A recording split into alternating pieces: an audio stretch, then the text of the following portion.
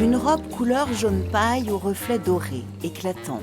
Le tout dans des bouteilles élégantes estampillées azimut et parallèle 50. Bienvenue au dernier né des vins dans le paysage viticole français.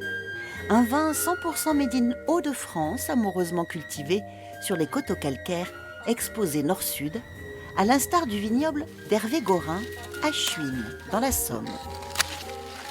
Lui a démarré en 2020 sur cette parcelle de plus de 2 hectares, une ancienne pâture transformée en vignoble.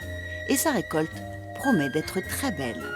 On a des belles grappes qui sont assez saines. Il y a très peu de, il y a pas de maladies, pratiquement pas de maladies, quoi.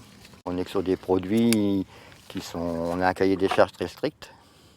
Et on est tous sur des produits qui n'ont pas de CMR, qui n'ont pas de contre-indication humaine. Car Hervé fait partie des 130, un collectif d'agriculteurs viticulteurs lancé par Ternovéo, un groupe de négoce agricole.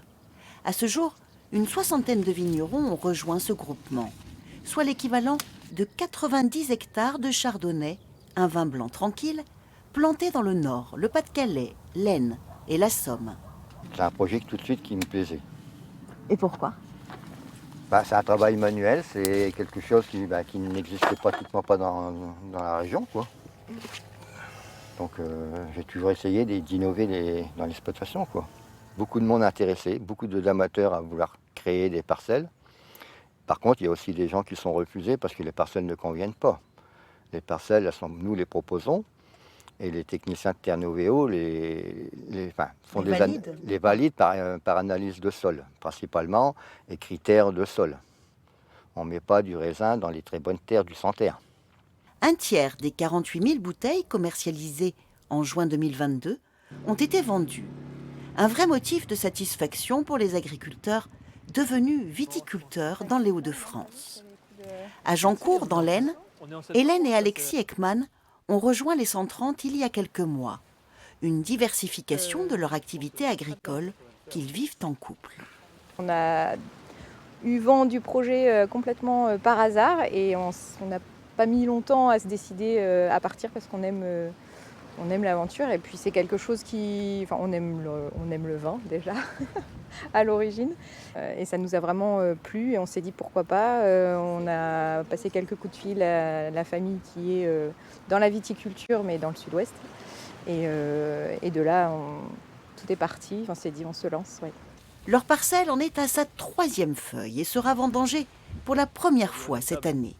Le couple a choisi de la cultiver en bio et le désherbage se fait mécaniquement. La bio nous parle, pouvoir utiliser tous les leviers que propose la nature pour produire quelque chose de sain et de qualité. Voilà, c'est pour nous une évidence. L'idée d'un vin produit dans les Hauts-de-France a été portée par cet homme, Christophe Dubroc, du groupe Ternovéo. Il vient régulièrement aux nouvelles auprès de ces nouveaux vignerons qu'il faut soutenir et accompagner. Un certain nombre d'agriculteurs regardaient autour d'eux, en Belgique, dans le Kent, tout ce qui se faisait et par la force des choses se disaient mais pourquoi pas chez nous ? Et c'est vrai que dès 2018, avec cette autorisation de pouvoir planter des vignes dans tous les Hauts-de-France, ça nous a permis justement d'avoir un certain nombre d'agriculteurs aujourd'hui très intéressés par le projet. Donc celui-là, il est à 11,2. Donc vite. c'est ce raisin-là. Donc c'est pour ça qu'il faut le faire un maximum pour avoir une vraie représentation de la parcelle. Laetitia van Kerkhoven est œnologue et maître de chai pour les 130. C'est elle qui va déterminer la date des vendanges. Pour cela, elle évalue le taux de sucre du raisin grâce à un réfractomètre. On fait des relevés toutes les semaines et on voit en fait l'évolution de la parcelle au cours du temps. Et ça nous permet de déterminer la date de la vendange et pour que ce soit au meilleur moment. Donc vous êtes sur le terrain tous les jours ? On est plusieurs pour le moment, on tourne, parce qu'il y a beaucoup de parcelles, donc on tourne tous ensemble, donc on fait chacun un secteur et puis on échange pour pouvoir voir chacun les secteurs et avoir un maximum d'informations. Laetitia que l'on retrouve au Chai Les 130 à Dompierre-Béquincourt qui abritait autrefois une sucrerie. Un lieu entièrement rénové qui accueille aujourd'hui un espace de dégustation et surtout les cuves en inox et les fûts de chêne et de béton où repose et mature le vin. Le royaume de Laetitia, belge d'origine, ingénieur agronome de formation, qui s'est spécialisé dans l'œnologie 2 années durant à Montpellier. Une œnologue dans les starting blocks, car bientôt tout son talent sera requis pour sortir de nouveaux crus. Nous, ici, quand on travaille sur ce projet-ci, on a des parcelles complètement différentes qui ont leurs caractéristiques et donc on doit s'adapter à la personnalité de chacune et évidemment aux différents millésimes. Parce que cette année, l'année est un peu particulière. On a eu énormément de pluie, maintenant on a du soleil. Donc ça va donner des jus différents qui vont être peut-être difficiles à travailler. Donc on doit pouvoir s'adapter et ne surtout pas appliquer des schémas stricts parce que là, on pourrait passer à côté de quelque chose qui pourrait être délétère.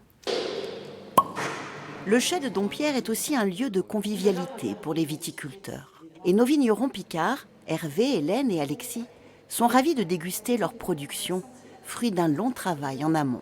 C'est quand même unique, je pense, dans une vie d'être associé à un vin qui est nouveau, qui sort de terre, si je puis dire. On est les premiers dans le vin des Hauts-de-France, les 130. Enfin, on fait partie vraiment d'une longue histoire. Oui. Une histoire appelée à durer et se développer. C'est en tout cas le désir et l'ambition des 130 qui espèrent sortir 150 000 bouteilles en 2024.